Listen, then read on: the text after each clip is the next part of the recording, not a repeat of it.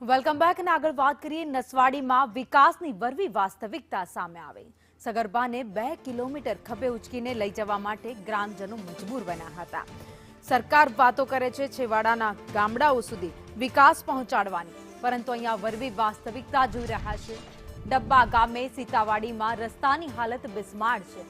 રસ્તાના અભાવે એમ્બ્યુલન્સ પણ નથી પહોંચી શકતી। ધારાસભ્ય કહે છે કે ટેકરા પર રસ્તો કોણ બનાવે?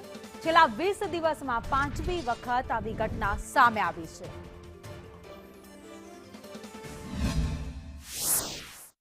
સીતાવાડી ફળિયો 2 કિલોમીટરની અંદર આવેલું છે। જે મેન રસ્તો પાકો રસ્તો છે તઈ સુધી 2 કિલોમીટરની અંદર છે, તઈ 108 જઈ શકતી નથી। જે કુલજર છે અમે બોલાવીએ ત્યારે કુલજર છે અહીંયા ગામની ગાડીઓ જઈ શકે છે, પણ 108 પહોંચતી નથી। તેથી અમારે સગર્ભા માતાને ઝોલી બનાવી કાં તો સ્ટ્રેચરમાં ઉચકીને લઈ જવું પડે છે। ખૂબ જ જરૂરી છે, કારણ કે અમારા ગામમાં જે મેન રસ્તાથી છે થોડુંક જવાનું છે, અહીંયા ગાડી પણ જાય છે, 4 વ્હીલ પણ જાય છે, પણ 108 જઈ શકતી નથી, કારણ કે કાચા રસ્તા હોવાના કારણે 108 જઈ શકતી નથી। તેથી સરકારને મારી એક જ વિનંતી છે કે તાત્કાલિક રસ્તા બનાવો। છોટાઉદેપુર જિલ્લાના નસવાડી તાલુકાના ડુંગર વિસ્તારના ડબ્બા ગામના સીતાવાડી ફળિયાના આ ગ્રામજનો છે।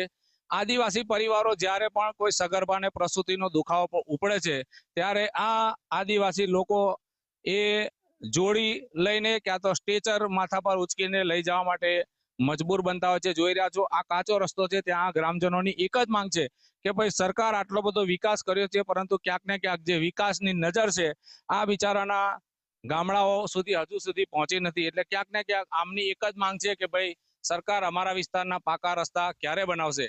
ખાસ કરીને વાત કરીએ તો સરકારે 108 એમ્બ્યુલન્સની જેમ જે મોટી એમ્બ્યુલન્સો હાલ ફાળવી છે કે ડુંગર વિસ્તારમાં સરળતાથી પહોંચી શકે, પરંતુ ઘટનાઓ બને છે ત્યારે એ જે એમ્બ્યુલન્સો છે તે હજુ સુધી શરૂ જ કરવામાં નથી આવતી। એટલે ક્યાંક ને ક્યાંક આ આદિવાસી પરિવારોની એક જ માંગ છે કે ભાઈ પાકા રસ્તા બનાવી આપો તો આ લોકોને એક 108 એમ્બ્યુલન્સ એમના ઘર આંગણે પહોંચી શકે।